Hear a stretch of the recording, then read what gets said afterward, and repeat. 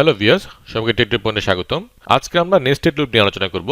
Nested loop কি, কেন আমাদের নেস্টেড লুপ প্রয়োজন এবং কিভাবে এটি কাজ করে, এই কনসেপ্টগুলো আজকে আমরা বোঝার চেষ্টা করব।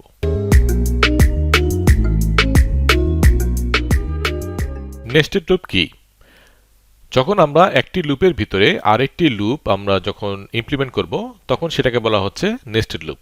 যেমন আমরা যদি এই এক্সাম্পলটা দেখি যে আমরা একটি ফর লুপের ভিতরে আরেকটি ফর লুপ লিখেছি, তাহলে এই একটি ফর লুপের ভিতরে যখন আমরা আরেকটি ফর লুপ বা একটি লুপের ভিতরে যখন আমরা আরেকটি লুপ আমরা ইমপ্লিমেন্ট করব, তখন সেটাকে বলা হচ্ছে নেস্টেড লুপ। ভিতরে যে লুপটা আমরা লিখব সেটাকে বলা হচ্ছে ইনার লুপ, আর বাইরে যে লুপটা থাকবে সেটাকে বলা হচ্ছে আউটার লুপ। অর্থাৎ তাহলে আমরা কি বুঝলাম যে নেস্টেড লুপ মানে হচ্ছে আমরা যখন একটি লুপের ভিতরে আরেকটি লুপ ইমপ্লিমেন্ট করব, তখন সেটাকে বলা হচ্ছে নেস্টেড লুপ। এখন প্রশ্ন হলো, কেন আমাদের নেস্টেড লুপের প্রয়োজন? একটি লুপের ভিতরে কেন আমাদের আরেকটি লুপ ইমপ্লিমেন্ট করা প্রয়োজন? তো আমরা একটা সিনারিও কল্পনা করি। সাপোজ আমরা 5টি স্টার পরপর প্রিন্ট করতে যাচ্ছি। তাহলে আমরা কিভাবে প্রিন্ট করব? আমাদের একটি অপশন হচ্ছে, খুব সিম্পল অপশন, যে আমরা যদি প্রিন্টএফ দিয়ে 5টা স্টার লিখে দিই, তাহলে তো আমাদের প্রিন্ট হয়ে যাওয়ার কথা, তাই তো? সো এটা একটা আমাদের সিম্পল প্রবলেম। সো আমরা 5বার লিখতেই পারি। কিন্তু এটা কি কারেক্ট সলিউশন হবে যদি আমাদেরকে বলা হয় যে আমাদেরকে 100টা এরকম স্টার প্রিন্ট করতে হবে, অথবা 1000টা, অথবা ইউজারের ইনপুট অনুযায়ী আমাদেরকে প্রিন্ট করে দেখাবে? তাহলে আমরা কিভাবে করব? সো সেই ক্ষেত্রে আমাদেরকে প্রিন্টএফ দিয়ে যদি লিখি, তাহলে সেটা অনেক বাজে একটা কোড হবে এবং ব্যাড প্র্যাকটিস হবে। সো এই জন্য আমাদেরকে কি করতে হবে? আমরা যদি ফর লুপের মাধ্যমে করি, তাহলে আমাদের খুব সিম্পলি ভাবে আমরা এটাকে সলিউশন করতে পারি। সাপোজ আমরা যদি ধরি যে আমাদের এই কলাম বরাবর এই 10টি স্টার আমাদেরকে প্রিন্ট করতে হবে। সো এটাকে আমি নাম দিলাম কলস। সো এই কলাম বরাবর আমরা এই 10টি স্টার প্রিন্ট করতে চাই। তাহলে আমাদের কয়টি আছে? 10টি। সো আমরা যদি একটি সিম্পল ফর লুপ লিখি, তাহলে কিন্তু আমাদের এই 10টা স্টার কিন্তু প্রিন্ট হয়ে যায়, তাই তো? সো আমি যদি এই এক্সাম্পলটা দেখি যে আমাদের কলস নামে আমরা একটা ইন্টিজার ভেরিয়েবল ডিক্লেয়ার করলাম এবং ফর লুপ চালালাম যে কলস 1 থেকে শুরু করে 10 পর্যন্ত চলবে এবং আমাদেরকে এই প্রিন্টএফ এর ভিতরে আমাদের স্টারটা প্রিন্ট করে দেবে। এই সিম্পল কোডের মাধ্যমে কিন্তু আমরা এই 10টা স্টার ফর লুপের মাধ্যমে প্রিন্ট করতে পারছি। তাহলে কিন্তু আমাদের এই একটা রো, অর্থাৎ এই 10টি স্টার আমাদের পরপর প্রিন্ট হয়ে যাবে। এখন যদি আমাদেরকে বলা হয় যে এই রো বরাবর, অর্থাৎ এই নিচের দিকে আমাদের আরো 5টা রো লিখতে হবে এবং এই 5টা রোতেই আবার 10টা করে স্টার থাকবে, তাহলে আমাদের একটা ম্যাট্রিক্স হয়ে গেল, 5/10 টাইপের একটা ম্যাট্রিক্স হয়ে গেল। অর্থাৎ আমাদের একটা টেবিল হয়ে গেল যে আমাদের এর মধ্যে 10টা কলাম আছে আর 5টা রো আছে। তাহলে আমরা এখন কিভাবে প্রিন্ট করব? তাহলে আমাদের কি 5টা ফর লুপ চালাবো? এটাও কিন্তু একটা ব্যাড প্র্যাকটিস। তার মানে আমাদের 5বার আমরা ফর লুপ যদি চালাই, তাহলেও কিন্তু এটা ভালো সলিউশন না। সেই ক্ষেত্রে আমাদের নেস্টেড লুপ আমাদেরকে হেল্প করে। কিভাবে? সো আমরা এখন দেখি। তাহলে আমরা যদি এভাবে একটা ফর লুপ লিখি, নেস্টেড ফর লুপ, অর্থাৎ আমরা একটা ফর লুপ লিখলাম রোর জন্য, আরেকটা ফর লুপ লিখলাম কলামের জন্য। তাহলে এটা আমাদের কিভাবে কাজ করছে? তাহলে আমরা দেখতে পাচ্ছি যে আমাদের কলাম বরাবর আছে 10টি কলাম আর রো বরাবর আছে 5টি কলাম। তাহলে কলাম বরাবর যদি আমরা প্রিন্ট করতে চাই, তাহলে আমরা ইনার এই ফর লুপের মাধ্যমে প্রিন্ট করতে পারি। অর্থাৎ আমরা একটু আগে দেখেছি যে কলাম 1 থেকে শুরু করে 10 পর্যন্ত এই প্রিন্টএফটা যদি আমরা লিখি এবং এটার মধ্যে যদি স্টার দিয়ে দিই, তাহলে আমাদের এই কলাম বরাবর এই 10টি স্টার প্রিন্ট হয়ে যাবে। এখন আমরা আউটার ফর লুপে আসি এবং এই আউটার ফর লুপে আমরা কি করছি? রোর ভ্যালু 1 থেকে 5 পর্যন্ত আমাদের এই ফর লুপটাকে আমরা চালাচ্ছি। তাহলে এখানে আমাদের কি করছে? তাহলে এখানে যখন রোর ভ্যালু 1, তখন আমাদের এই ইনার ফর লুপটা আমাদের এক্সিকিউট হবে।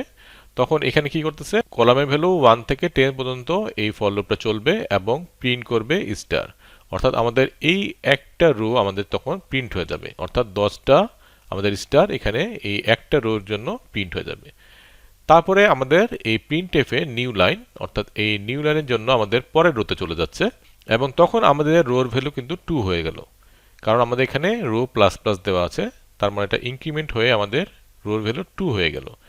তখন আবার ইনার ফর লুপে ঢুকবে এবং এই ইনার ফর লুপটা আবার 10 বার চলবে এবং আমাদের স্টারটা প্রিন্ট করবে। অর্থাৎ এই 2 রো বরাবর আমাদের 10টা স্টার কিন্তু এখন প্রিন্ট হয়ে গেল এবং তারপরে যখন প্রিন্ট হয়ে যাবে, তখন আবার প্রিন্টএফ এর মাধ্যমে নিউ লাইন ক্রিয়েট করবে।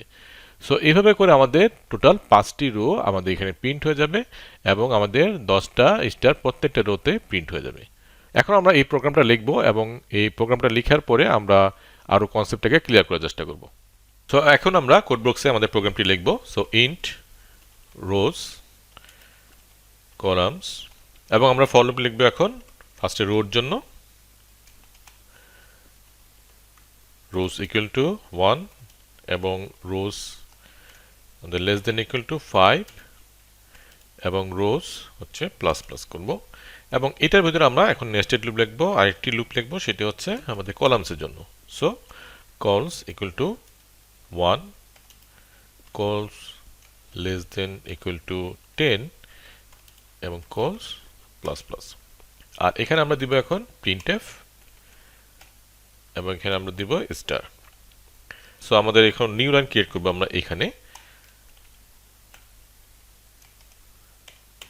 ওকে সো এই প্রোগ্রামটি আমাদের কি করবে 5টি রো এবং 10টি কলাম আমাদের ক্রিয়েট করে দিবে এবং এই স্টার আমাদের প্রিন্ট করে দেবে তাহলে এখন যদি আমরা আউটপুট দেখি তাহলে আমরা দেখব যে আমাদের 5টি রো এবং 10টি কলাম আমাদের ক্রিয়েট হয়ে গেছে অর্থাৎ এই স্টারটা আমাদের 10 বার প্রিন্ট হয়েছে আবার পরের রোতে আবার 10 বার প্রিন্ট হয়েছে এভাবে করে 5 বার প্রিন্ট হয়েছে সো এটা কিভাবে কাজ করছে যদি আমরা ডিবাগিং করি তাহলে আমরা বুঝতে পারবো সো আমরা যদি জাস্ট ডিবাগটা চালু করি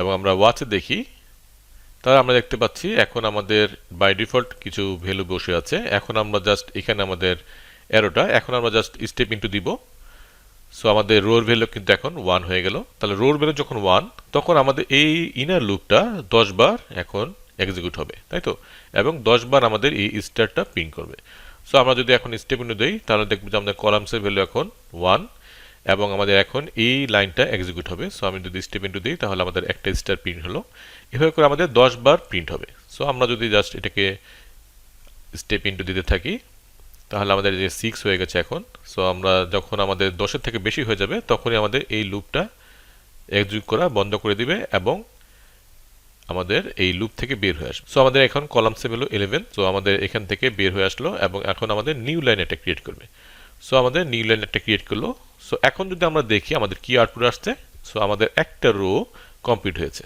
সো আমরা দেখতে পাচ্ছি আমাদের এখন একটা রো আমাদের 10 বার এই স্টারটা প্রিন্ট হয়েছে এবং একটা নিউ লাইনে আমাদের চলে আসছে এখন যদি আমরা জাস্ট আবার এই একই স্টেপ ইনটু দেই তাহলে আমাদের দেখতে পাচ্ছি রোজ ভ্যালু এখন 2 এখন আবার এটা 10 বার চলবে সো আমাদের ফার্স্টে কলামস হলো 1 হয়ে গেল সো এটা আবার প্রিন্ট হবে এবং আবার প্রিন্ট হবে এভাবে করে আমাদের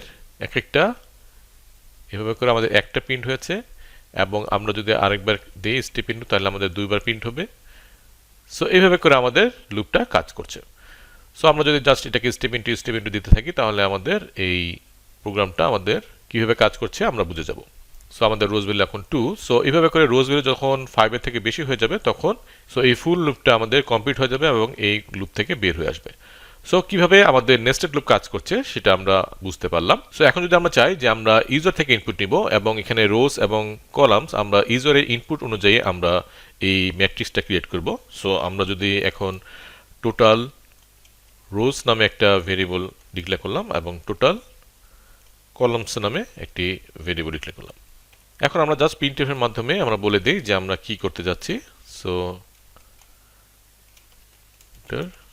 total number of rose so এখানে আমরা কি নেব স্ক্রিনএফ এর মাধ্যমে সো আমি এখানে ব্রেক পয়েন্ট টুল দিই